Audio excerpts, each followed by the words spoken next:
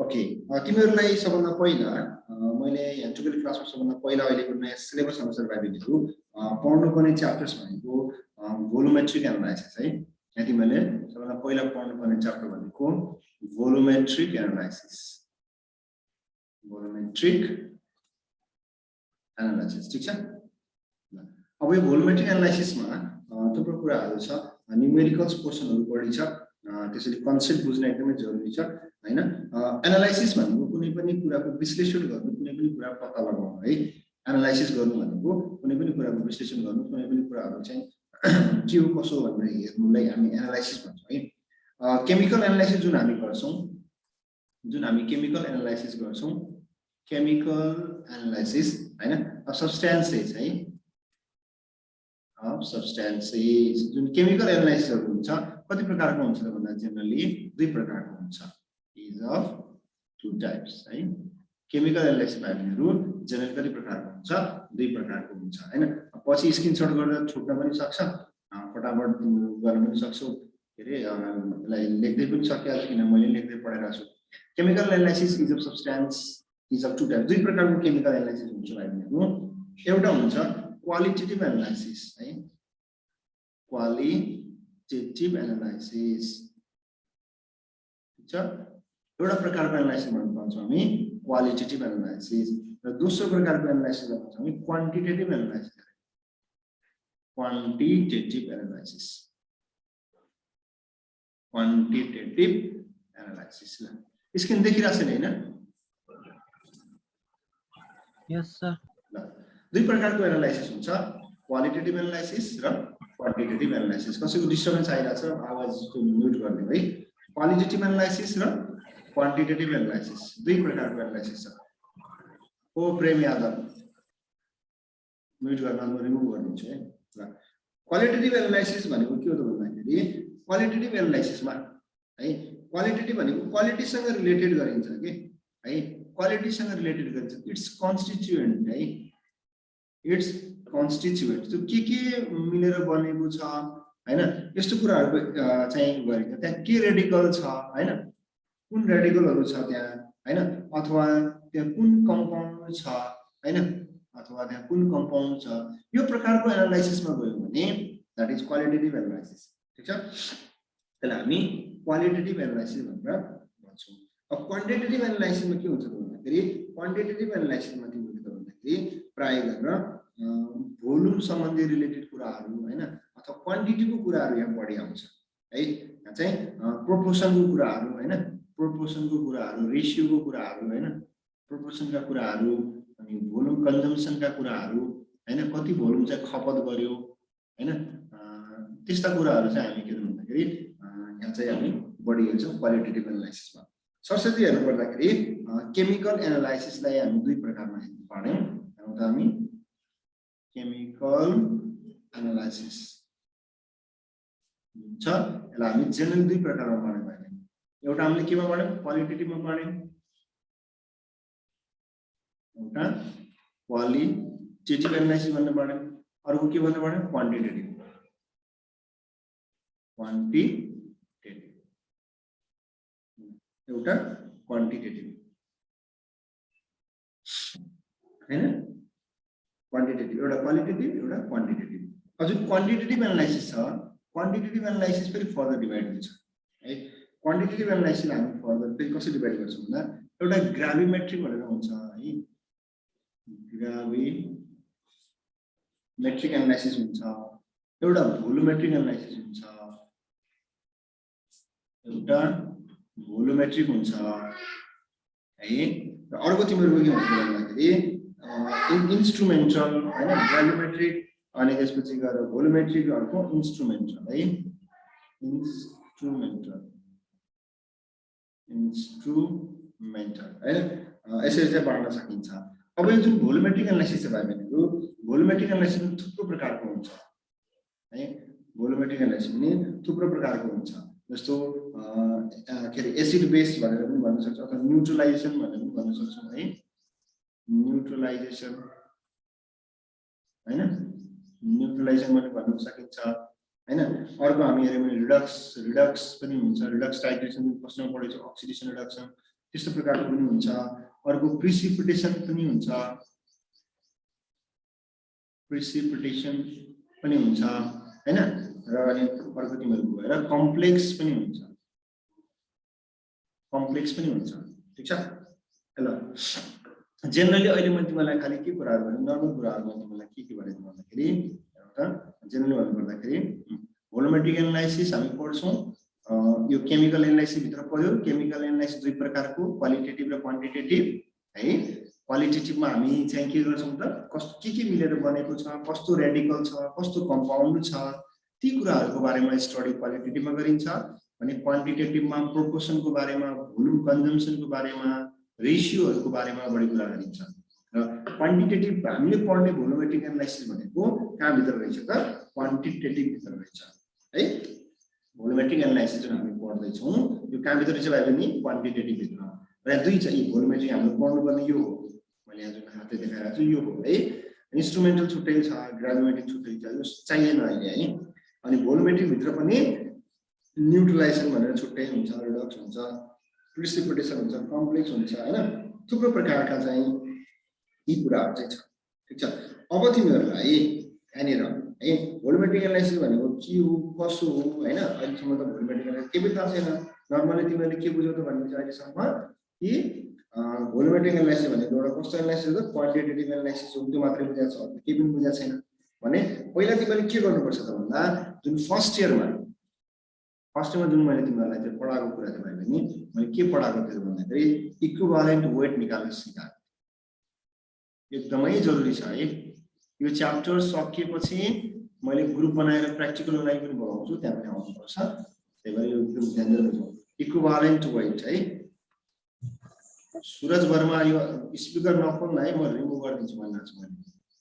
नबुझिएन भने खोल्नै नदिनु डिस्टर्ब हुन्छ इक्विभ्यालेन्ट वेट जुन छ जस्तो इक्विभ्यालेन्ट वेट मैले एसिडको इक्विभ्यालेन्ट वेट निकाल्न पनि सिकाएको छु बेसको इक्विभ्यालेन्ट वेट निकाल्न सिकाएको छु साल्टको इक्विभ्यालेन्ट वेट निकाल्न सिकाएको छु भाइ हैन यो चाहिँ तिमीले के गर्नु पर्यो त फर्स्ट इयरको नोट्सबाट रेडी गर्नु पर्यो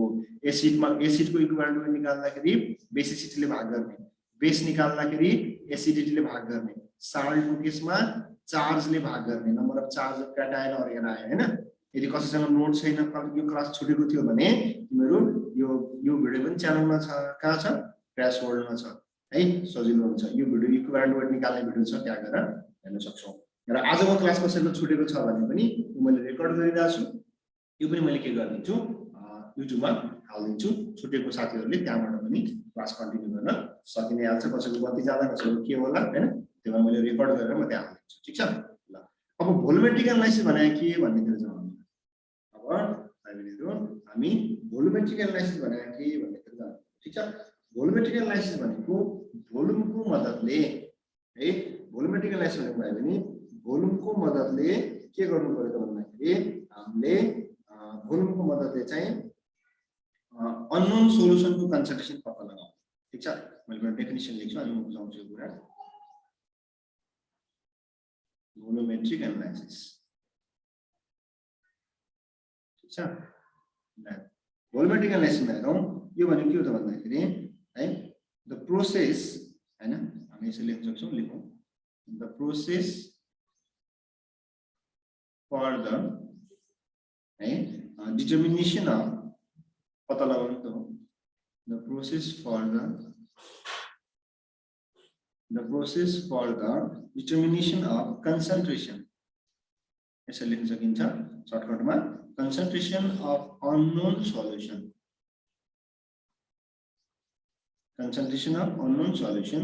with the help of known solution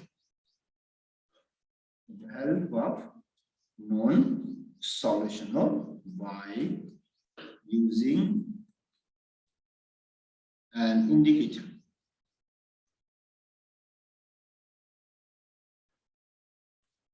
Called volumetric analysis.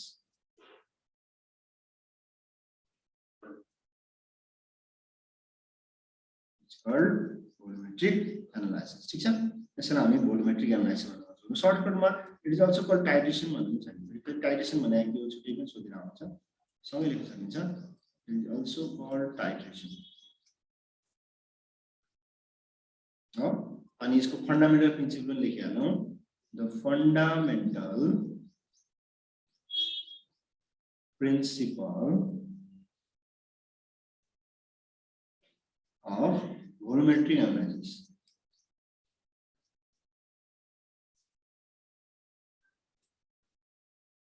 Fundamental principle of volumetric analysis is के हुन्छ भन्दाखेरि n1 v1 equals to n2 v2 अब यहाँ के कुरा गर्नु पर्यो अब यो लेखिएको कुरा के हो कसो हैन यतातिर हामी चाहिँ के गर्नु पर्यो त ध्यान दिनु पर्यो ठीक छ अब त्यहाँ अननोन सोलुसन र नोन सोलुसन भनेर छ ठीक छ अननोन सोलुसन नोन सोलुसन भनेर आइराको छ अब यहाँ बुझाउँछु यो भनेको प्रोसेस रहेछ एउटा भोल्युमेट्रिक एनालाइसिस भन्ने के हो त भाइ बहिनी एक प्रकारको विधि हो प्रोसेस एउटा तरिका हो है एक प्रकारको तरिका हो के गर्नको लागि त डिटर्मिनेसन अफ कन्सन्ट्रेसन पत्ता लगाउने ठीक छ कन्सन्ट्रेसन पत्ता लगाउने कसको कन्सन्ट्रेसन पत्ता लगाउने अननोन सोलुसनको कन्सन्ट्रेसन पत्ता लगाउने कसको मद्दतले पत्ता लगाउने नोन सोलुसनको मद्दत अर्थात तिमीसँग दुई प्रकारको सोलुसन हुने रहेछ एउटा अननोन सोलुसन हुँदो रहेछ भाइ बहिनी अर्को के हुने रहेछ त भाइ बहिनीहरु नोन सोलुसन हो नोन सोलुसन भनेको जसको कन्सन्ट्रेसन तिमीलाई थाहा छ हैन जसको कन्सन्ट्रेसन थाहा छ त्यो नोन सोलुसन हो हैन अनि जसको कन्सन्ट्रेसन थाहा छैन त्यो के हो त अननोन सोलुसन हो जसको कन्सन्ट्रेसन थाहा छैन अननोन सोलुसन जसको थाहा छ नोन सोलुसन यसको मद्दतले नोन सोलुसनको मद्दतले यसको कन्सन्ट्रेसन पत्ता लगाउने प्रोसेस रहेछ एक प्रकारको ठीक छ र यसरी पत्ता लगाउँदाखेरि हामीले त्यहाँ के पनि प्रयोग गर्ने रहेछौं एउटा इन्डिकेटर पनि प्रयोग गर्ने रहेछौं र समग्रमा यो पुरै प्रोसेसलाई हामी के भन्दछौँ भने भोल्युमेट्रिक एनालाइसिस अथवा हामी के भन्दछौँ भने टाइट्रेसन भनेर भनिन्छ ठीक छ अब हेर कसरी पत्ता लगाउँछ के गरिन्छ हैन कसो छ के छ त्यो सबै कुरा त के भन्दा फरक पर्छ ठीक छ पहिला यति बुझ्नु पर्यो भोल्युमेट्रिक भनेको अननोन सोलुसनको कन्सन्ट्रेसन पत्ता लगाउने कसको मद्दतले नोन सोलुसनको मद्दतले र यसरी कन्सन्ट्रेसन पत्ता लगाउँदा के प्रयोग गर्ने इन्डिकेटर प्रयोग गर्ने ठीक छ यो प्रोसेस भनेको टाइट्रेसन पनि हो भोल्युमेट्रिक एनालाइसिस पनि यसको प्रिन्सिपल यसको सिद्धान्त भनेको n1 v1 n2 v2 यो n भनेको भाइ बहिनीहरु नर्मालिटी भन्छ हामीलाई है ध्यान दिनुस् अब यो नर्मालिटी भनेको के हो कसो सबै आउँछ बिस्तारै पढ्दै जान्छौं है कन्सन्ट्रेसन भने के हो कति जना कन्सन्ट्रेसनै कन्फ्युज भइरा होला कन्सन्ट्रेसन पनि बुझाउँछु कन्सन्ट्रेसन भनेको मात्रा हो के जस्तो तिमीले के मानौ भने तिमी बिहान चिया पकाएको चिया पकाउँदाखेरि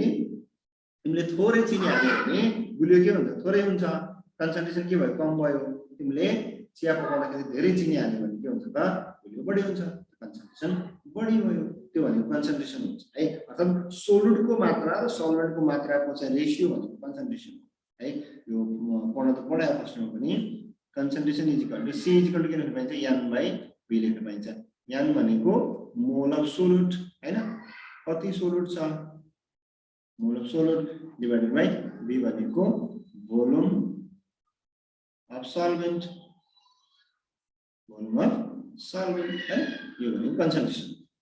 अब इन्डिकेटर भनेको के हो त भन्दाखेरि इन्डिकेटर भनेको जस्तो फिनोल्फ्थालिनहरु तिमीले युज गरेको फर्स्टको प्र्याक्टिकलमा याद होला पिंक कलर गायब गर्ने तिमीहरुको एउटा प्र्याक्टिकल हैन के प्र्याक्टिकल दिमागमा त छैन तर पिंक कलर गायब गर्ने प्र्याक्टिकल भनेको तिमीले बुझ्छौ हैन एसिड र बेसको टाइट्रेसनमा हो त्यो इन्डिकेटरले के इन्डिकेट गर्छ त रिएक्सन अब कम्प्लिट भयो पिंक कलर डिसिपेयर भएपछि कम्प्लिट भयो पिंक कलर फेरि एपेयर भएपछि कम्प्लिट भएको छैन हैन यस्तो किसिमको जुन कुराहरु थियो त्यो इन्डिकेटरहरु हुन् फिनोल्फ्थालिन मिथाइल अरेन्ज मिथाइल ग्रेप यस्ता थुप्रै इन्डिकेटरहरु छन् जुन इन्डिकेटरहरुको प्रयोग गरेर हामी रिएक्सन कम्प्लिट भएको नभएको कुरा चाहिँ हामी के गर्छौं थाहा पाउँछौं ठीक छ अब यसरी जुन इन्डिकेटरको प्रयोग गरेर हामीले अननोन सोलुसनको कन्सन्ट्रेसन नोन सोलुसनको मद्दतले जुन पत्ता लगाउने प्रोसेस छ त्यसलाई हामी के भन्छौं भोल्युमेट्रिक एनालाइसिस ठीक छ अब मानौ तिमीसँग जुन नोन सोलुसन छ यो नोन सोलुसन हुन्छ नोन सोलुसनको नर्मालिटी n1 भयो अर्थात नोन सोलुसनको त कन्सन्ट्रेसन थाहा छ यहाँ नान भयो नोन सोलुसनको भोल्युम पनि भोल्युम लिन्छौ सर्टेन अननोन सोलुसनको मानव n2 हो नर्मली तिमीले पत्ता लगाउनु पर्यो अनि अननोन सोलुसनको भोल्युम तिमी कसरी पत्ता लगाउनु त टाइट्रेसनबाट पत्ता लाग्छ र अनि त्यो भ्यालु सबै ल्याएर यो फर्मुलामा राखेपछि easily we can calculate the concentration of the unknown solution है अननोन सोलुसनको हामी के क्याल्कुलेसन गर्न सक्छौं कन्सन्ट्रेसन क्याल्कुलेसन गर्न सक्छौं भाइ बहिनी अब हेर यो प्र्याक्टिकलमा बहुत काम लाग्छ प्र्याक्टिकलमा है अनि थ्योरीमा पनि यो यति बुझ्नै पर्छ पहिला फेरि म तिमीलाई यता गरेर देखाउँछु र प्रिभियस भयो नेक्स्ट मा अब हेर अब यहाँ के हुन्छ मानव तिमीसँग एउटा नोन सोलुसन छ हैन नोन सोलुसन छ अर्को के छ अननोन सोलुसन छ अननोन सोलुसन छ है म भन्दैछु मानव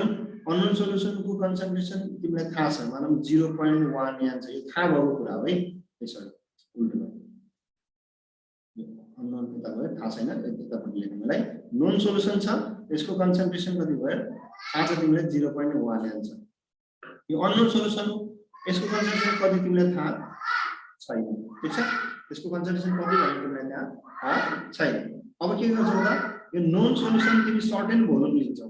है जुन तिमीलाई थाहा छ त्यो नोन सोलुसन सर्टेन भोल्युम लियो अथवा अननोन सोलुसन यो दुईटा मध्ये कुनै एउटाको भोल्युम हामी फिक्स लिन सकिन्छ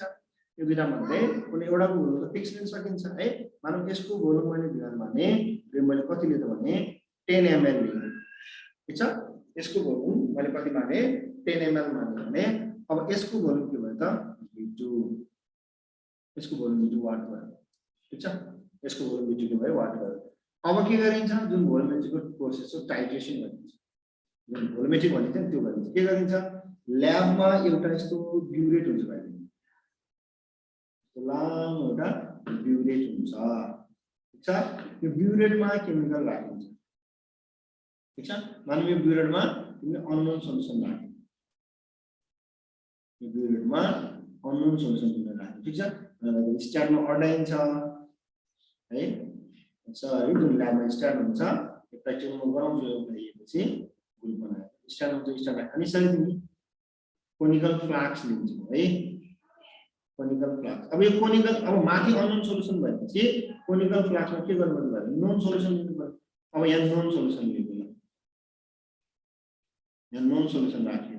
अब यो त कति राख्ने भन्ने त हामीलाई थाहा छ नि त मानव नोन सोलुसन मैले कति राखेँ 10 ml राखेँ हो अब के गरिन्छ यहाँ इन्डिकेटर राखिन्छ के गर्नु भयो भने इन्डिकेटर राखिन्छ इन्डिकेटरको कामै के हो त यो रिएक्सन कम्प्लिट भयो कि भएन भन्ने इन्डिकेट गर्ने हैन जसरी बत्ती आछ कि आछ छैन भनेर हेर्नको लागि घरमा रातो लाइट हुन्छ नि सबैको हैन हो त्यस्तै यहाँ इन्डिकेटर हुन्छ भने इन्डिकेटरले आफ्नो कलर चेन्ज गरेर रिएक्सन भयो कि भएन भनेर देखाइन्छ अब यहाँ ड्रप वाइज यो के हुन्छ त यो यहाँ यसो खोल्ने हुन्छ एउटा ट्याप जस्तो ड्रप वाइज यसमा खस्दै जान्छ तिमी यो ड्रप वाइज खसाल्दै जान्छौ यसलाई यो जुन कोनिकल फ्लास्क यसलाई सेक गर्दै जान्छौ हलाउँदै जाँदाखेरि एउटा अनि यहाँको केमिकल त तलतिर झर्दै जान्छ यसो तल झर्दा सर्टेन एउटा पोइन्टमा पुगेपछि यहाँ कलर चेन्ज हुन्छ मानव यहाँ कलर चेन्ज भयो अनि यहाँनिरको रिडिङ लिन्छौ तिमी मानव यहाँनिरको रिडिङ कति छ त भाइ पनि 20 ml हो भने अब V2 तिमीसँग थाहा भयो कि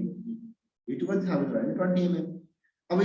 अब यहाँ यो कलर कतिमा चेन्ज हुन्छ त 25 मा चेन्ज हुन सक्छ 10 मा पनि चेन्ज हुन सक्छ 2 मा पनि चेन्ज हुन सक्छ त्यो त त्यसको कन्सन्ट्रेसनमा भर पर्छ तिमी कतिवटा रोटी खान्छौ 5 वटा रोटी खान्छौ कि 10 वटा रोटी खान्छौ कि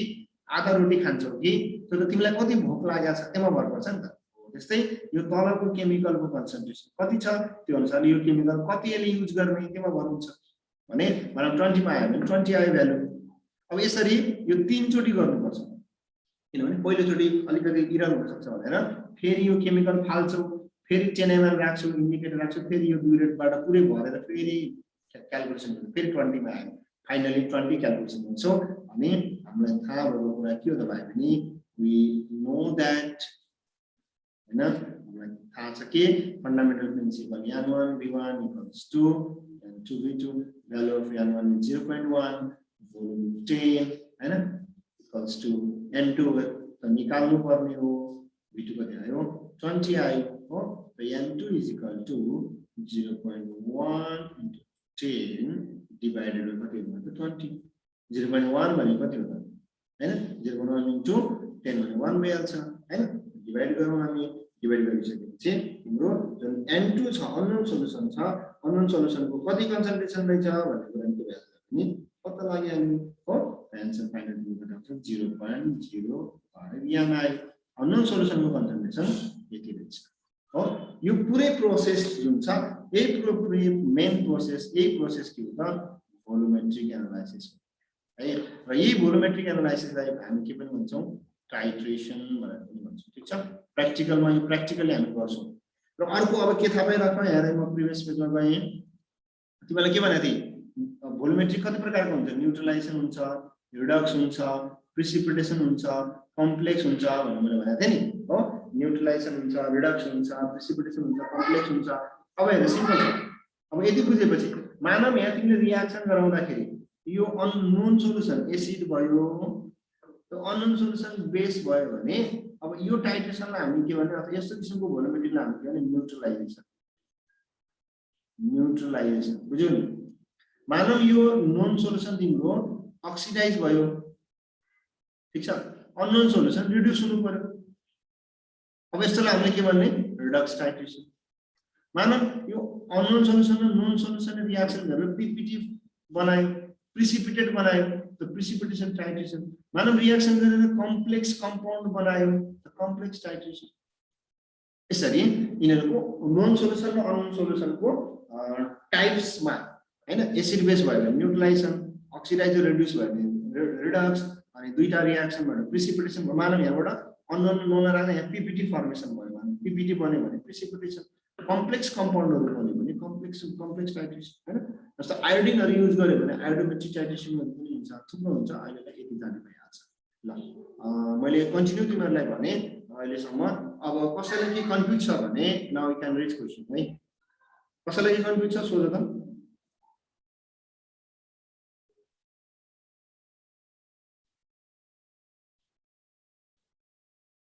कसैले नबुझेको छ no sir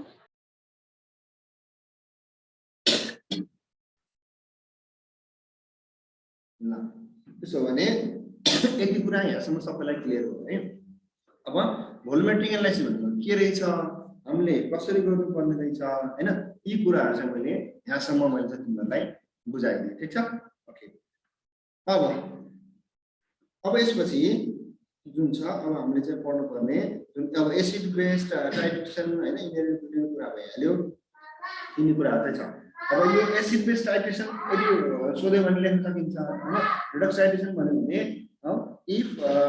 there is oxidation and reduction reaction proceed between the known solution and unknown solution भनेर लेख्न सकिन्छ हैन if PPT is formed between the known solution and unknown solution भनेर लेख्न सकिन्छ हैन यो कुराहरु चाहिँ तिमीहरु मजाले सक्ने हाल्छ अब हामी नेक्स्टमा जाउँ अब नेक्स्टमा हामी हेर्दाखेरि है नेक्स्टमा हामी हेर्दाखेरि एसिडिमेट्री र अल्कालिमेट्री बढी सोधिरहेको हुन्छ what do you mean by acidimetry what do you mean by alkalimetry भनेर बढी सोधिरहेको हुन्छ त्यही कुराहरु जाउँ हामी एसिडिमेट्री एन्ड अल्कालिमेट्री एसिडिमेट्री र अल्कालिमेट्री है एसिडिमेट्री र अल्कालिमेट्री पहिला यो जुन च्याप्टर छ यो च्याप्टरको नाम भोल्युमेट्रिक एनालाइसिस नै थिएन है यो च्याप्टरको नाम के थियो भन्दाखेरि एसिडिमेट्री र अल्कालिमेट्री भनेर थियो यो च्याप्टरको नामै एसिडिमेट्री अल्कालिमेट्री किनभने अब एसिड र बेसको बिचमा बढी रियाक्सन गराइन्छ भनेर टाइम 10 मिनेट भनेको छ आज सायद यो एसिडिमेट्री अल्कालिमेट्री ठिक हुन्छ होला अब हेर एसिडिमेट्री भनेको के त भन्दाखेरि है तिमीले एसिडको चाहिँ कन्सन्ट्रेसन पत्ता लगाउने बेसको मद्दतले अल्कालिमेट्री भनेको बेसको पत्ता लगाउने एसिडको मद्दतले ठीक छ अब एसिडिमेट्रीको डेफिनेसन हामीले लेख्छ हेर त द डिटर्मिनेसन अफ हैन पत्ता लगाउनु त हामी लेख्न सकिन्छ लेखौँ हामी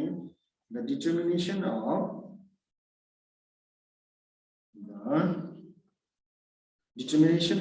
हैन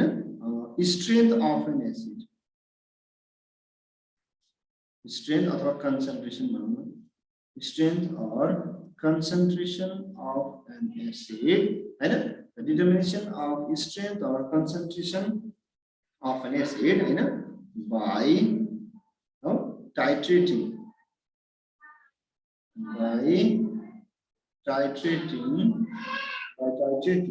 with the known solution of alkali. It's called acidometry.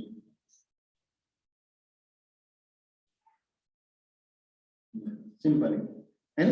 तिमीले concentration पत्ता लगाउने कसको concentration पत्ता लगाउने भाइ बहिनी एसिड को concentration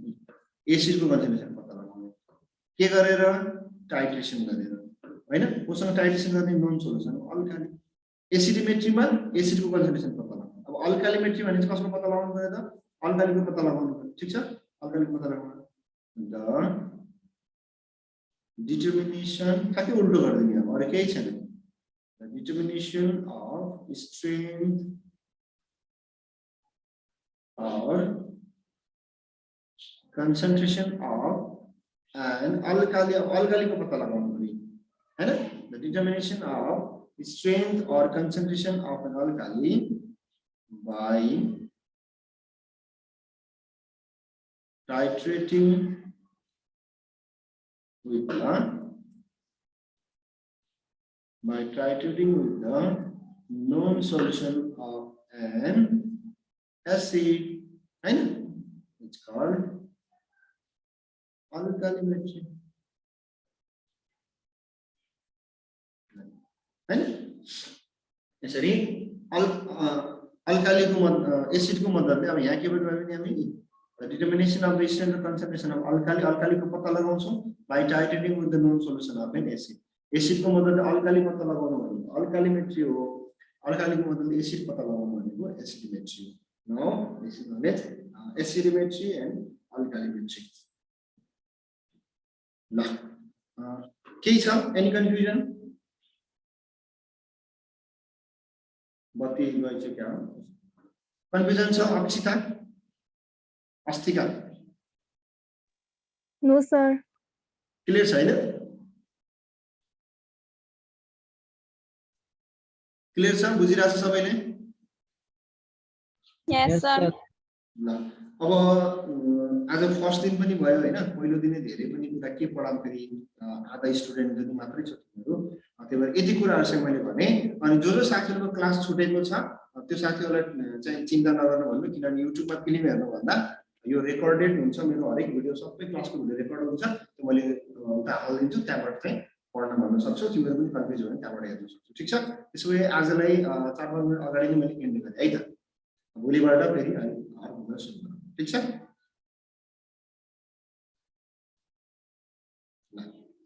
ओके